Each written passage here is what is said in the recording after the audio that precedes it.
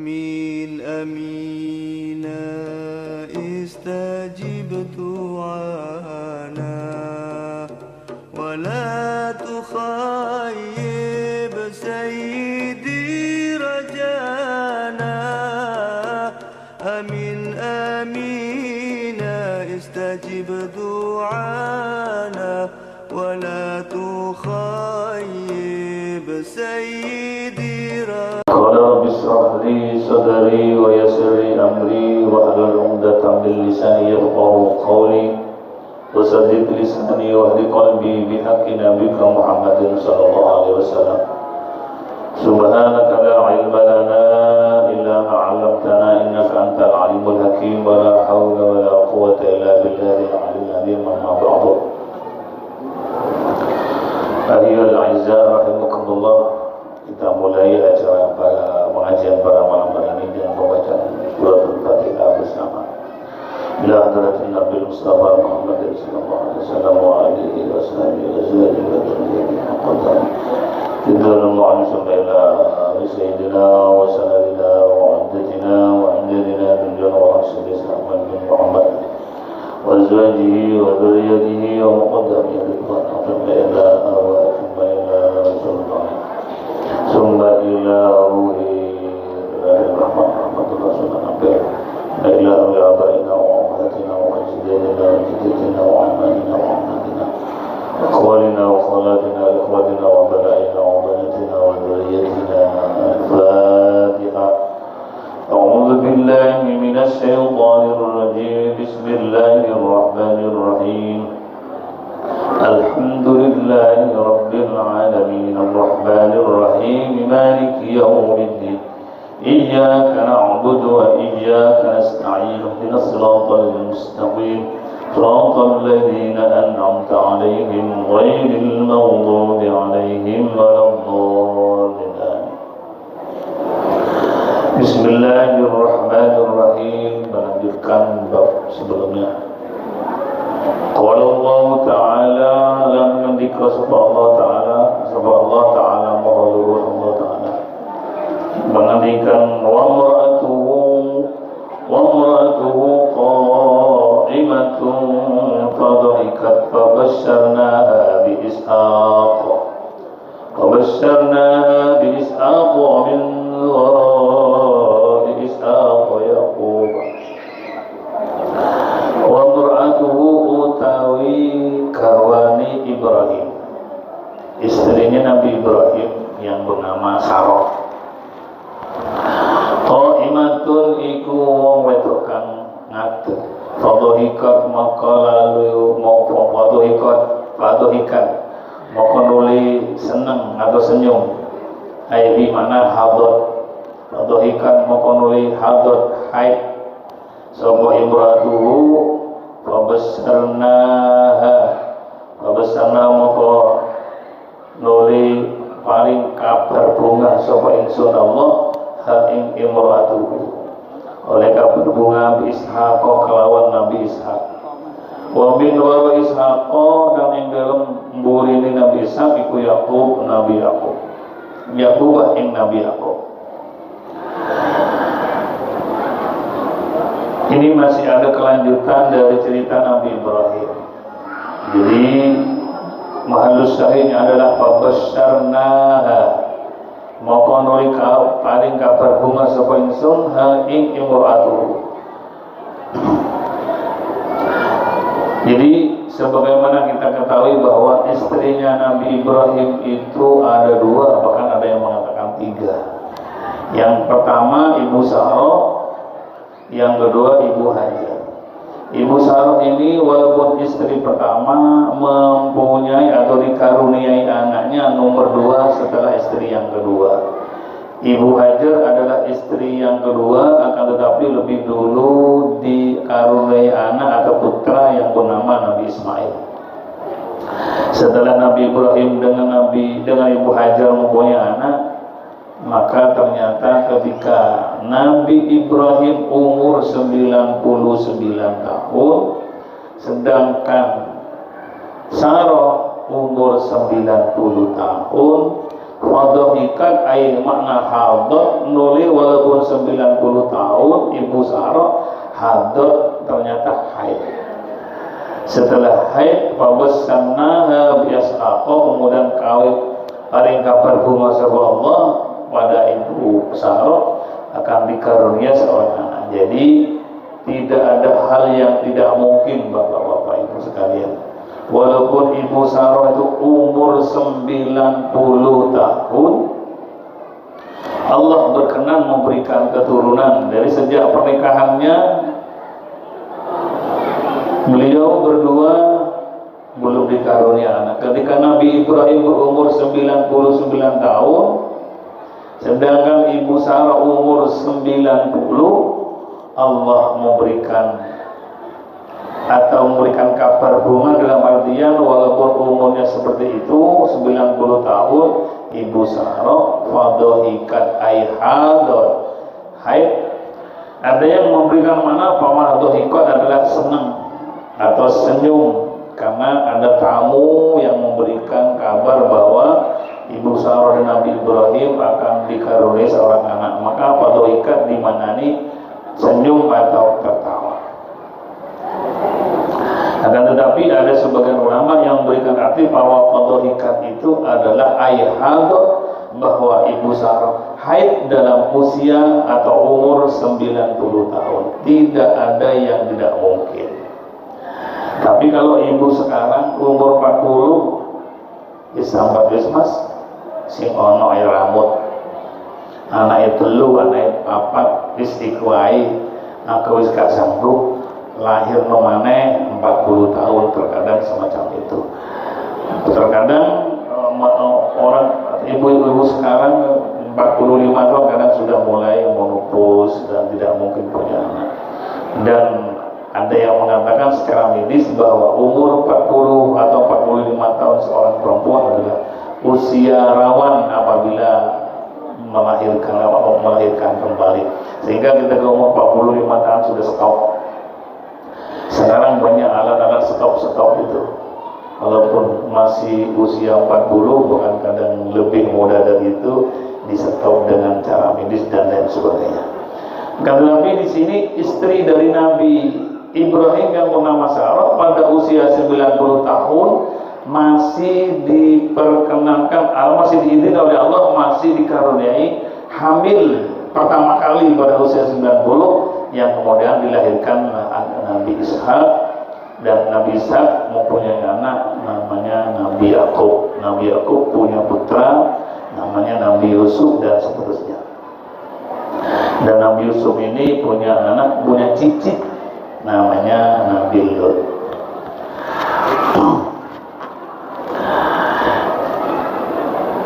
Ini karena babnya memang at-tafsir tentang memberikan kabar bahagia yang tercantum di dalam Al-Quran, bahkan nanti akan dibacakan tentang hadis yang memberikan kabar bunga. Yang ini hanya ada pada prioritas Allah Subhanahu wa Ta'ala dan prioritas Nabi Muhammad SAW. Jadi kembali bahwa jelaslah bahwa apa yang terjadi di dunia ini tidak ketepaan, Pak. Ketepaan, tidak ada yang ketepaan di dunia ini. Pasti atas kehendak dan ridho Allah. Pasti tidak ada ketepaan, itu tidak ada. Semua direncanakan oleh Allah Subhanahu wa Ta'ala. Jadi bila bicara masalah tentang orang hamil atau karunia anak, sekarang sebagai bukti seperti yang pernah saya sampaikan Bapak Ibu, bahwa orang hamil dan seterusnya itu kehendak Allah. Satu contoh, ada seorang relawan Palestina yang namanya Bang Onim, sampai mungkin tahu Bang Onim itu, pernah diwawancarai oleh televisi swasta di Indonesia. Dia mengaku bahwa peristiwa sekarang ini paling dahsyat seumur Bang Onim katanya, atau sepanjang sejarah. Ketika Hamas itu banyak korban, ini ternyata ibu-ibu hamil di Palestina itu pasti kembar 3, kembar 4, bahkan ada kembar 5 sekali hamil, sekali melahirkan. Hampir semua orang hamil itu lahir 4-3. Ketika Hamas banyak menjadi korban, menjadi syuhada dalam perang itu dengan Israel, maka semakin orang yang hamil itu Allah menghendaki kembarnya kembar 2, kembar 3. Hampir semua orang yang hamil itu mesti kembar. Kalau di sini kembar 2 aja mesti ditakoni, sampai punya atasan kembar dah. Kalau di Palestina itu karena memang kehendak Allah, artinya semua hal itu yang terjadi di dunia itu pasti kehendak Allah Subhanahu wa Ta'ala. Nah, peristiwa sebelumnya katanya Bang Onim itu di Palestina ini paling kembar hanya 2, tapi banyak yang kembar. Tapi akhir-akhir ini ketika Hamas banyak yang menjadi korban, maka kembarnya bukan hanya 2, tapi 3, 4 begitu. Artinya kita semakin yakin bahwa apa yang terjadi adalah kehendak Allah Subhanahu wa Ta'ala. Kemudian setelah berumur 16 tahun di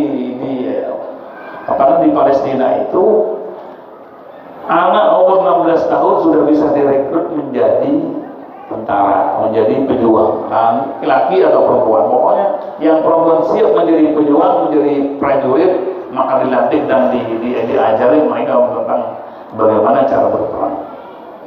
Ini kembali bahwa apa yang terjadi di dunia ini tidak ada yang ketepaan, pasti itu atas kehendak Allah Subhanahu wa Ta'ala.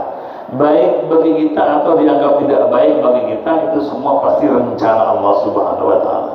Allah fa'alun lima yurid, ada mudabbirul amr. Allah Maha mengatur, bahwa Allah Maha berkehendak, Maha berbuat, itu pasti terjadi. Artinya kejadian di dunia ini tidak ada yang ketepaan, pasti diatur oleh Allah.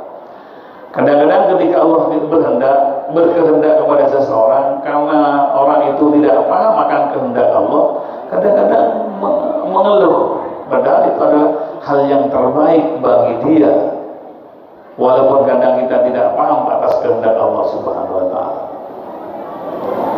Banyak kejadian-kejadian yang aneh, Bapak Ibu. Seperti di jalan ada orang yang berdiri di pinggir jalan, ternyata serentak kakinya di kerubung semut, sehingga dia jengkel, semut dari mana ini. Akhirnya dia pindah tempat. Ternyata dalam hitungan detik ada mobil yang nabrak tempat itu. Jadi oleh Allah diutuslah semut itu agar supaya orang itu pindah tempat karena itu banyak semut. Ternyata hitungan menit, 1 atau 2 menit, ada mobil yang nabrak tempat semut itu. Andaikan kaki orang itu tidak dirubung semut, pasti ketabrak gitu.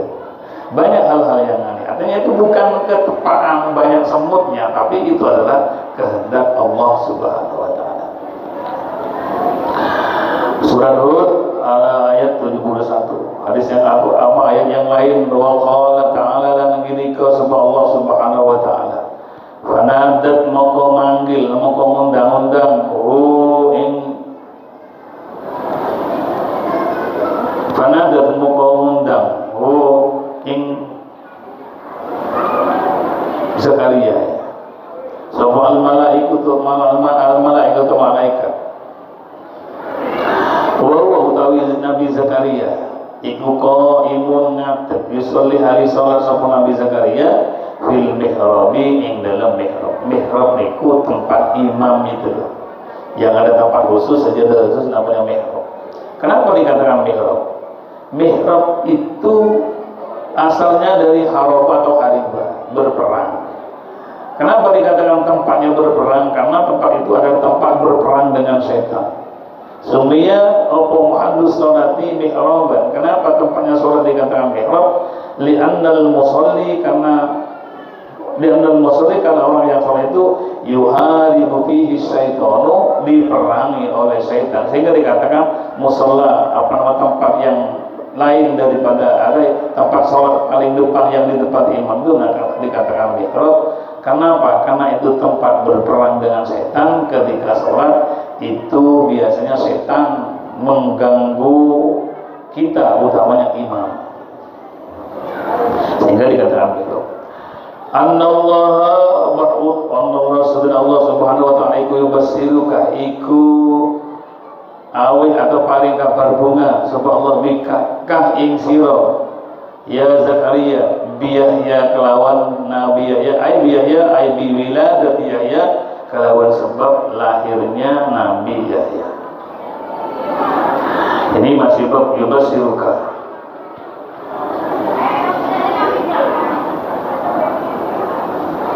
Nabi Zakaria itu punya istri namanya Elizabeth atau Elizabeth katanya orang sekarang. Ternyata Elizabeth itu adalah saudarinya Hannah. Hannah nikah dengan Imran, dan Hannah dengan Imran itu punya anak namanya Maryam, yang kemudian Siti Maryam itu punya anak namanya Nabi Isa. Nanti akan disebut di hadis dua berikutnya ini. Ini mulai dari Nabi Zakaria, Yahya, kemudian Nabi Isa. Wa qala lana nabika sallallahu ta'ala ing panganikan ilqalatil malaikatu ilqalat ing dalem nalikan dawu sapa al malaikatu malaikat ing panganikan ya Maryam he Siti Maryam. Innallaha saduri Allah iku yubasiruki paring kabar bunga sapa Allah ki ing sira bi kalimatin kelawan kalimat minhu sang Allah ismuhu utawi jenengi iku ma'al masihu al-masih ai maksudnya ma'al masih itu Nabi Isa.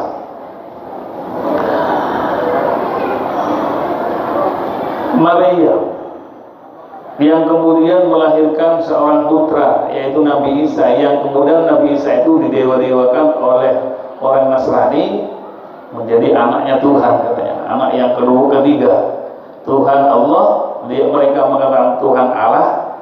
Kemudian yang kedua adalah Tuhan Ibu namanya Bunda Maria. Yang ketiga adalah Tuhan anak namanya Yesus atau Yesus atau bahasa Islamnya Nabi Isa.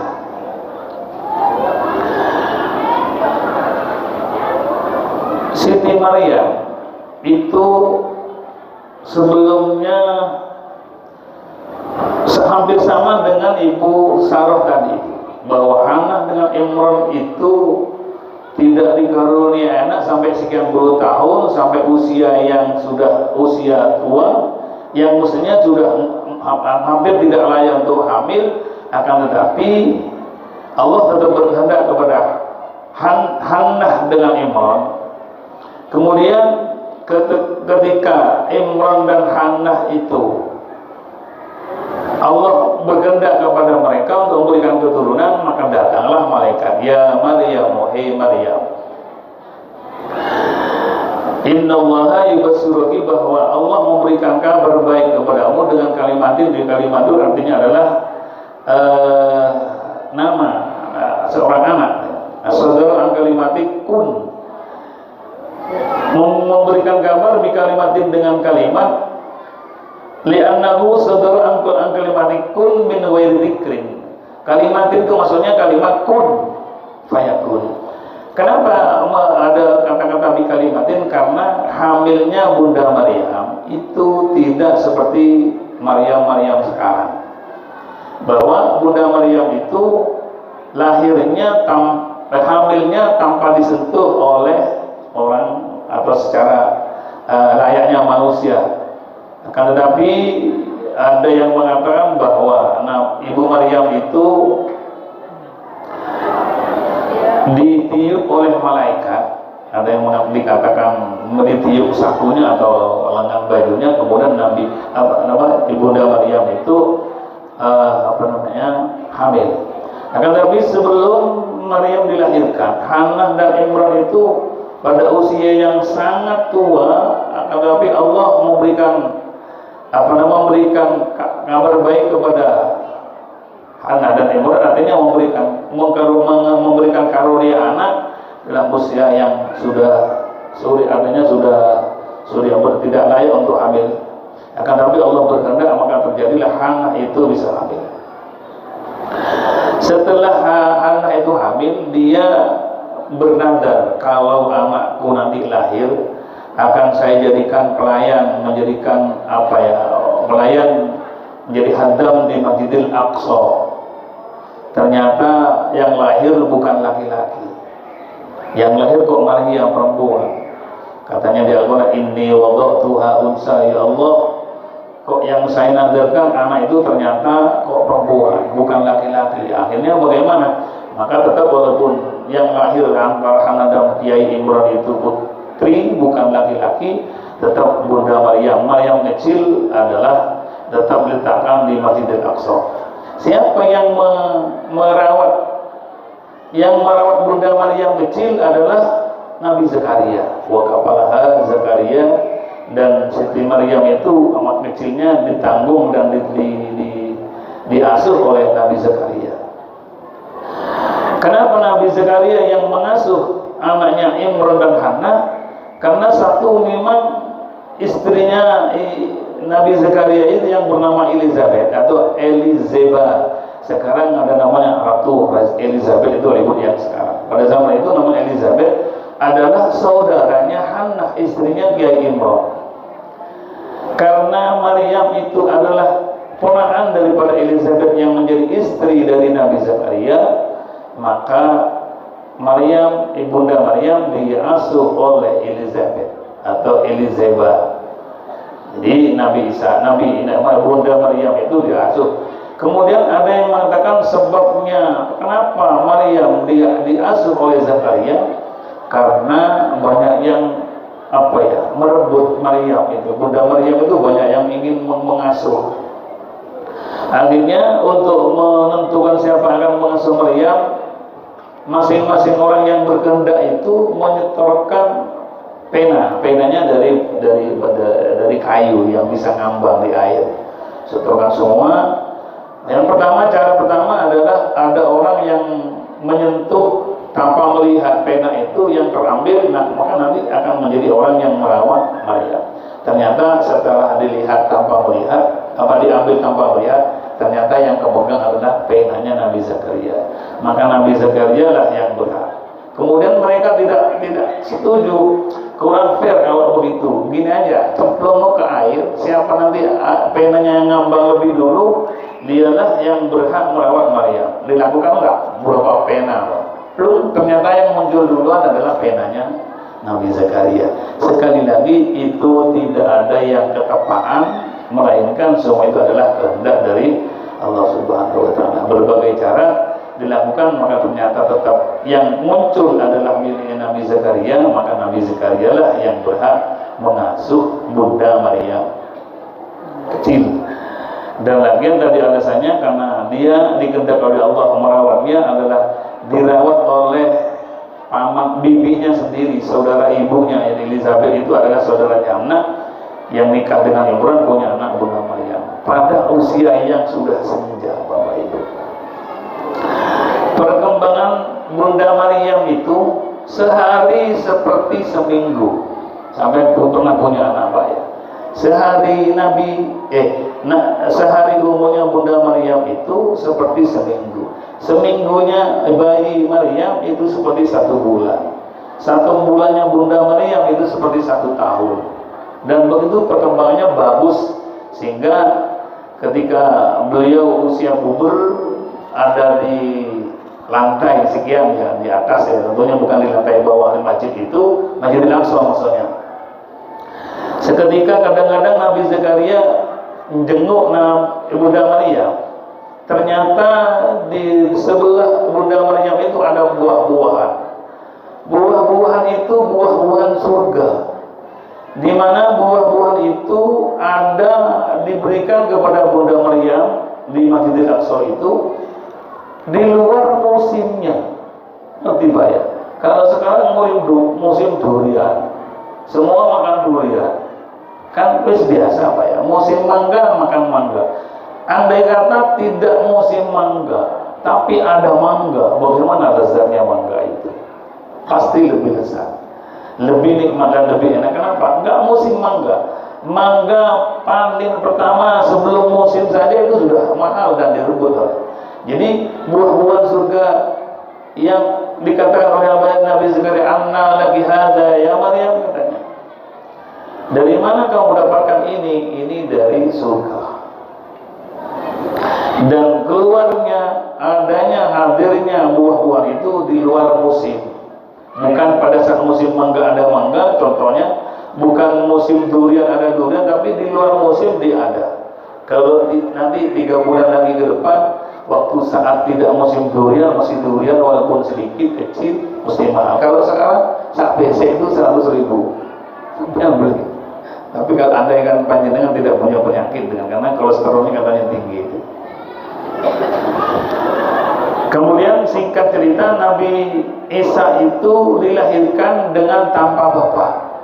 Maryam dulu, sekarang ada Maryam sekarang lahir tanpa suami. Itu Maryam yang sekarang itu. Na'udzubillah subhanallah. Jadi kemudian lahirlah Nabi Isa, di mana Maryam itu diasuh oleh Nabi Zakaria dan istrinya yang bernama Elisabeth. Bapak Ibu yang dimuliakan oleh Allah Subhanahu wa taala, di sini dinyatakan Ismuhul Masih. Namanya Nabi Isa itu Al-Masih. Al-Masih itu ada 2. Ada Al-Masih Isa, ada Al-Masih Dajjal. Artinya sama-sama Al-Masih, maknanya beda.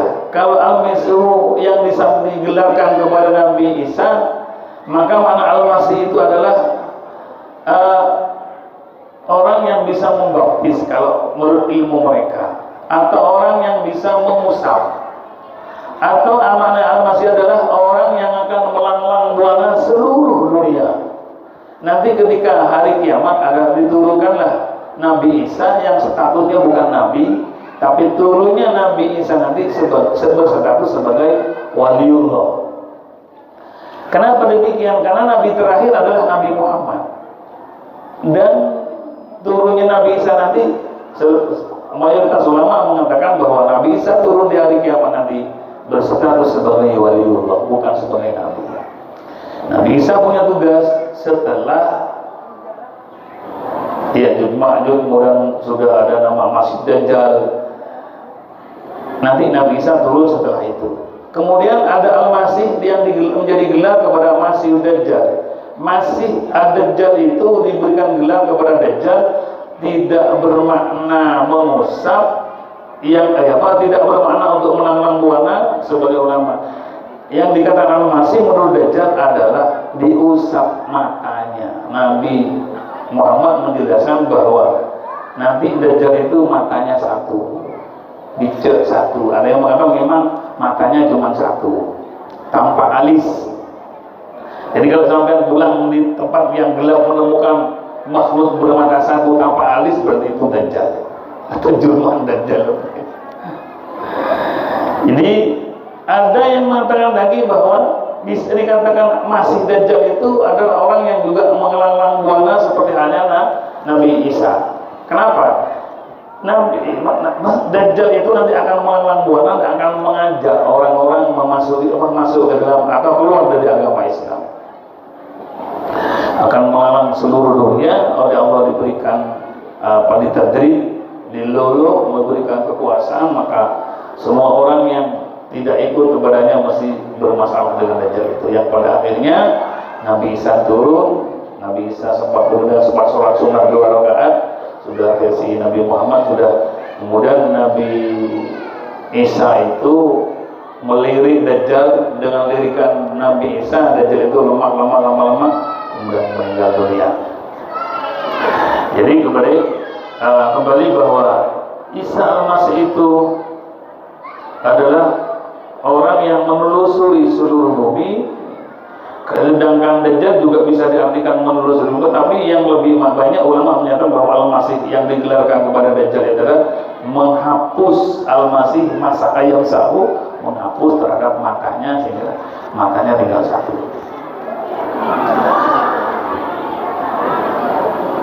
Wal ayatu fil babi kathiratun utawi pira-pira ayat fil babi dalam bab ini bab tafsir ini memberikan kabar bahwa kathiratun itu akeh sekali maklumatin yang telah kathiratun maklumatun yang ini diketahui oleh kita bersama. Wa amal ahadits sana utawi pira-pira hadis tentang at-tafsir kathiratun jiddan maka akeh jiddan sangat. Wa hiya masuratun utawi al-hadis kathiratun al-hadis itu masuratun itu terkenal atau dan kenal kisah dalam hadis minha ibu sangat saking kasir atau masyhur an Abi Ibrahim riwayatkan kami Abi Ibrahim wa yuqalu lan diucapkan Abu Muhammad. Abi Ibrahim itu ada yang mengatakan Abu Muhammad, wa yuqalu Abu Muawiyah, ada yang mengatakan Abu Muawiyah, yaitu Abdullah bin Abi Aufa. Nyata Abdullah bin Abi Aufa radhiyallahu mugi ngridho sapa Allah saking Abi Aufa. Anna Rasulullah sallallahu alaihi wasallam, sedurunge Rasulullah sallallahu alaihi wasallam iku besar paring kabar bunga. Kalau tadi at-tafsir dari Al-Qur'an, at-tafsir itu memberikan kabar baik yang sifatnya ada di Al-Qur'an, dan di Al-Qur'an banyak sekali. Ini yang dicatat di sini hanya sebagian. Yang dari hadis ini diriwayatkan oleh Abu Aufa bahwa Rasulullah itu besar paring kabar bunga Khadijah kepada Sayyidina Khadijah radhiyallahu anha, mugi-mugi ngridan subhanallah saking Sayyidina Khadijah. Bi baitin fil jannati, memberikan kabar baik kepada Khadijah, bi baitin kelawan omah fil jannati ing dalem swarga, min qasobin saking mutiara berlubang, la sokhaba kang ora ono teriakan keramaian, fihi ing dalem qasob, wala nasobalan ora ono payah, fihi tentunya fihi ing dalem qasob. Artinya bahwa rumah di surga yang diperuntukkan, yang diberikan pada Sayyidina Khadijah adalah rumah terbuat dari mutiara yang sangat mahal sekali. Mutiaranya bukan hanya raka biasa, tapi berlubang-lubang, mungkin sebagai ventilasi untuk kenikmatan dalam rumah itu. Gedung yang dibuat hanya untuk Sayyidina Khadijah. Pernah ditanyakan oleh Sayyidah Fatimah, An Fatimah taqultu, Fatimah berkata, ya Rasulullah, wahai Rasulullah, aina ummi Khadijatu, ono di ibuku. Katanya Sayyidah Fatimah ditanyakan kepada Rasulullah. Rasulullah mengatakan di baitin min qasobin, ono yang dalam gedung, yang dalam rumah yang terbuat dari mutiara. Rumahnya dari mutiara, bukan bata ringan, Pak. Rumah kita kan bata ringan. Ini rumahnya dari mutiara yang mahal sekali, berlubang-lubang. Ini bukan hanya mutiara satu, saoma itu mutiara semua, yang indah sekali karena dia spesial untuk Khadijah. Kenapa Khadijah diberikan tempat yang spesial? Karena memang istri Nabi. Yang kedua, bahwa Khadijah hartanya yang 2/3 Mekah itu. Hartanya Sayyidah Khadijah 2/3 Mekah, paling suki Mekah. Habis, bukan diminta Rasulullah, bukan dihabiskan Rasulullah, tapi oleh Khadijah diberikan kepada Rasulullah untuk sarana perang. Orang berperang itu Pak, enggak gratis. Biaya makan kadang perangnya 1 minggu, kadang-kadang 1 bulan. Di dalam perang ada apa? Ada kuda, ratusan kuda, ada bahkan kadang gajah. Itu beli. Dan senjata-senjata itu juga beli, Pak. Maka biaya dalam perang itu banyak disupport oleh Khadijah, sehingga kekayaan Khadijah yang 2/3 Mekah itu habis, bukan untuk pribadi, bukan untuk dihabiskan Rasulullah, bukan diminta Rasulullah, tapi Khadijah lah yang memberikan semua itu. Sehingga Khadijah ketika menjelang ajalnya bilang pada Rasulullah, ya Rasulullah, hai kekasihku, andai kata perjuanganmu belum tuntas dan belum usai, sedangkan engkau, hai kekasihku, masih membutuhkan biaya untuk hal itu, dan panjenengan masih butuh untuk menyeberangi seberang sana itu, ambillah tulang belulangku untuk dijadikan sebagai jembatan untuk melanjutkan perjuanganmu. Begitu suci Khadijah itu. Mudah-mudahan Khadijah yang sekarang bisa memberikan support kepada suaminya dalam berjuang, sehingga layak sekali Sayyidah Khadijah itu mendapatkan tempat yang layak sesuai dengan amalnya. Kita sumbangan paling lukur 2.000 di pinggir embong yang menjemur itu. Nah, Pak amal Pak 2.000. Tapi kalau orang-orang terdahulu itu karena memang ngerti bahwa amal yang didermakan, disumbangkan untuk perjuangan itu pahalanya sangat besar sekali. Dan ada 100 sahabat menyatakan bahwa katanya pahalanya begini kalau berjuang di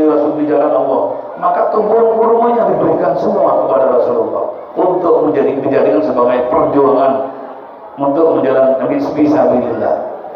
Sayyidina Abu Bakar ketika ditanyakan, ya Abu Bakar, ini saya butuh dana untuk perjuangan dalam menjalankan tugas-tugas kerasulan ini, panjenengan mau nyumbang berapa, kata Rasulullah pada Sayyidina Abu Bakar.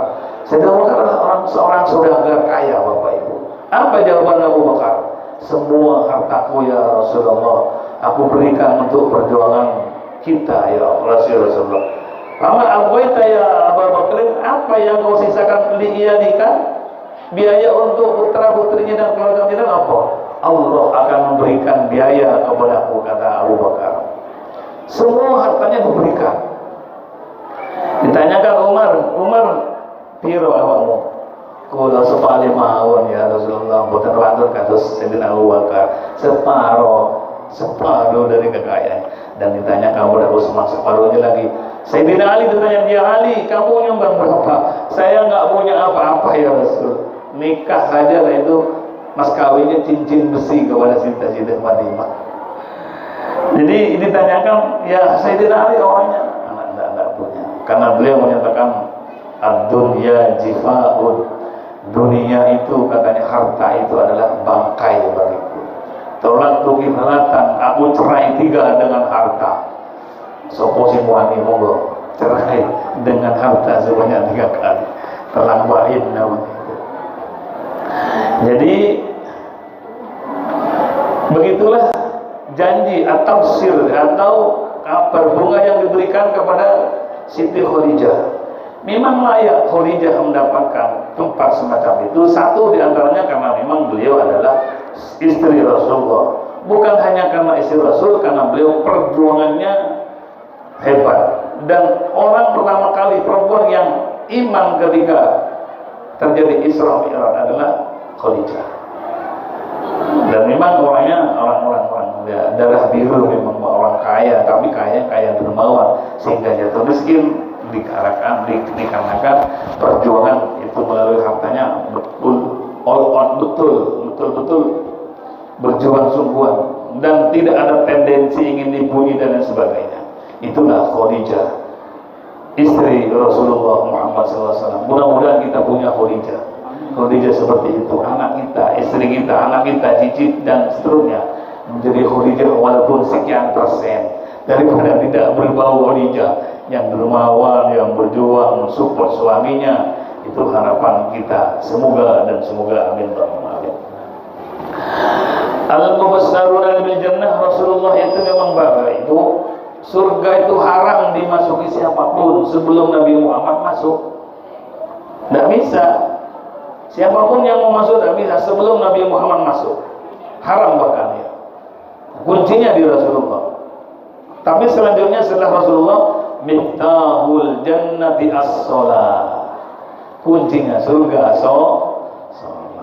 Kalau enggak sholat tidak punya kunci. Sampai kata mlebu tekon di kunci ini enggak duwe sampeyan itu. Miftahul jannah bukan la ilaha illallah saja, tapi miftahul jannah as-shalah. Anda punya sholat walaupun sholat wajib saja, tidak sempat sibuk ya, sholat yang 5 waktu saja tidak pernah dikalongi. Dulu masa mudanya panjenengan pernah tidak sholat qadha cicil, ikut Imam Malik saja. Kalau ikut Imam Syafi'i sampai tidak boleh kerja sebelum sholatnya sampai qadha semua. Normalnya punya masa mudanya 9 tahun tidak sholat sampai tidak boleh qadha terus. Tidak boleh kerja yang lain sampai cari harta, hanya cari rezeki, cari kehidupan. Haram katanya Imam Syafi'i. Ikut Imam Malik saja, kredit enak dengan sampean. Saya masa mudanya dulu kurang lebih 10 tahun tidak sembahyang. Berapa sholat? Qadha'i. Caranya Zuhur sholat 2, Asar 2 kali, Maghrib 2 kali. Kalau Imam Syafi'i orang yang punya hutang sholat tanpa sengaja, tanpa udzur, sholat sunnah haram hukumnya, Pak. Sholat tarawih haram. Ojo ikut Imam Syafi'i, ikut Imam Malik saja. Yang penting ada konsekuensinya. Sambil qadha nyicil sholat sunnah gak apa-apa, kata Imam Malik. Imam Syafi'i itu tanpa ojo lah kerja liyane qadha resto. Kalau sampean qadhanya dulu masa mudanya 20 tahun pernah nggak sholat ya berabe lagi. Jadi artinya Bapak Ibu yang dimuliakan oleh Allah Subhanahu wa taala, Allah Subhanahu wa taala memberikan kabar bunga dengan cara-cara yang lain, cara yang disebut di muka secara ayat. Sekarang Rasulullah. Rasulullah itu karena memang yang punya surga adalah Rasulullah. Artinya sebelum yang lain masuk surga, haramlah mereka masuk surga. Kecuali Rasulullah telah masuk. Tentunya yang masuk pertama kali antara umat Nabi Adam sampai Nabi Muhammad. Karena nabinya pertama kali masuk ke surga, berarti umatnya pun pertama kali masuk surga dibandingkan daripada umat nabi sebelum. Amin Allahumma amin. Dan beberapa orang yang masa hidupnya Rasulullah menyatakan swarga. Nah, jadi silakan mubasharuna bil jannati, di antaranya Abu Bakar, ya Abu Bakar fil jannah, ya Sayyidina ya Umar anta bil jannah, ya Utsman, ya Ali. Ada 10 orang yang masa hidupnya ditunjuk kamu di surga. Kenapa Rasulullah atau beliau berani menyampaikan kepada mereka masa hidupnya dia ditentukan surga? Karena Rasulullah tahu kadar keimanan sahabat yang 10 itu. Kalau Abu Bakar yang sekarang, surga, wah surga kalau nggak sembahyang nggak apa-apa. Mau ditunjuk oleh Rasulullah masuk surga kan begitu ya, soleh. Atau fil jannah, wah nggak sholat ya, karena sudah ditunjuk oleh surga. Karena keimanannya goyah. Jadi di antaranya yang ditentukan masuk surga Abu Bakar, Umar, Utsman, Ali, Tolha, Sayyidina Zubair, Abdurrahman bin Auf, Sa'ad bin Abi Waqqas, Sa'id bin Zaid, Abu Ubaidah bin Jarrah. Itu masa hidupnya, kamu surga, kamu surga. Kalau sahabat yang 4 Rasulullah Sayyidina Umar, Utsman, Ali, Abu Bakar itu hampir sering sekali sering di surga kamu. Nanti ceritanya di bawah ada. Karena memang Allah menciptakan surga itu untuk Rasulullah. Ya, kemudian yang lain ngampung aja. Makanya kalau panjenengan tidak baca salawat kepada Nabi, keliru besar. Orang yang akan dimintai syafaatnya sampai tidak dikirim tidak dibacakan salawat. Ketika nanti di hari kiamat sampai ujuk-ujuk jalur tolongan Rasulullah. Katanya nggak boleh kecuali Rasulullah berkenan, gitu aja. Ya semoga aja berkenan. Jadi seperti yang sering saya sampaikan bahwa modal utama setelah ibadah nanti di hari kiamat kita ada 2. Satu rahmat, yang kedua adalah syafaat Rasulullah. Kenapa syafaat? Rahmat? Rahmat itu Rasulullah menyatakan barang siapa yang mendapat rahmat dan kasih sayang dari Allah, Allah la yu'adzibuhu abadan. Orang yang mendapatkan rahmat dan kasih sayang dari Allah, maka Allah tidak akan menyiksa selamanya. Maka mudah-mudahan dapat rahmat dan kasih sayang dari Allah. Kan begitu Pak ya. Kalau kita dapat rahmat dan kasih sayang dari Allah, maka kita tidak akan disiksa selamanya. Berarti carilah, rebutlah rahmat itu. Yang kedua, dengan as-syafa'atul uzma, syafaat dan pertolongan dari baginda Rasul, itu orang yang pelaku dosa besar sekalipun itu akan diampuni oleh akan ditarik oleh Rasul dengan syafaatnya dan sampai surga. Maka syafaat itu ada diantaranya, mestinya ada orang itu yang masuk surga mesti dihisab berkat syafaat Nabi. Bis kalau usah dihisab berbono, enak kan? Ya semoga kita termasuk orang yang seperti itu. Kalau Rasulullah nggak usah dihisab itu langsung swarga. Itu diantara macam syafaat dari Nabi. Ada yang mendapat syafaat mestinya dia masuk neraka, tapi dia harus meraih syafaat gitu. Ada syafaat itu Pak, orang masuk surga diberi syafaat oleh Rasul. Akhirnya diberi derajat jauh lebih tinggi dari sekedar amalnya. Loh, dia tanya, kok cek derajat kok cek mulianya? Ya karena ada syafaat dari Nabi. Bagaimana cara kita untuk mendapatkan syafaat dari Nabi? Tentunya mengikuti ajarannya. Nomor 2, memperbanyak membaca sholawat untuk Rasulullah agar supaya kita nanti walaupun kita pelaku dosa yang berlumuran dengan dosa, kita mendapatkan asy-syafaatul uzma dari Rasulullah Muhammad SAW. Amin Allahumma amin. Bapak Ibu yang dimuliakan Allah Subhanahu wa taala, sebagai kesimpulan dari kesempatan kali ini bahwa Rasulullah adalah diciptakan oleh Allah dari cahaya, dari nur Allah Subhanahu wa taala. Kemudian setelah diciptakan menjadi Nabi Muhammad, maka semua apa yang ada di dunia ini adalah diciptakan untuk Nabi Muhammad SAW. Laulaka ya Muhammad ma khalaqtul aflaq. Andaikan bukan demi engkau Muhammad, aku tidak ciptakan dunia dan seisinya, termasuk surga neraka. Jadi diciptakan semua adalah untuk Rasulullah Muhammad SAW. Dan Rasulullah banyak memberikan tafsir, artinya memberikan kabar baik kepada kita orang-orang yang masuk kriteria. Di antaranya adalah masa-masa hidupnya berjuang bersama Rasulullah, termasuk pula berjuang melanjutkan para alim ulama. Perjuangan Rasulullah yaitu seperti para alim ulama sekarang adalah orang yang memperjuangkan dan melanjutkan perjuangan Rasulullah SAW. Insya Allah itulah yang dikatakan orang yang akan mendapatkan as-syafaatul uzma dari Rasulullah Muhammad SAW. Amin Allahumma amin. Demikian, mudah-mudahan apa yang dibaca pada malam hari ini menjadi bahan koreksi bagi saya pribadi, dan mudah-mudahan menjadi bahan renungan bagi kita bersama, sehingga kita selalu mengindahkan perintah Rasulullah, sehingga kita akan menjadi orang yang imannya semakin berkualitas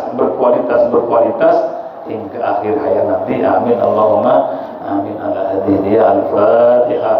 A'udzubillahi minasyaitonir rajim. Bismillahirrahmanirrahim. Alhamdulillahi rabbil alamin arrahmanir rahim maliki yaumiddin. Iyyaka na'budu wa iyyaka nasta'in. Ihdinas siratal mustaqim siratal ladzina an'amta 'alaihim ghairil maghdubi 'alaihim waladdallin. Assalamualaikum warahmatullahi wabarakatuh.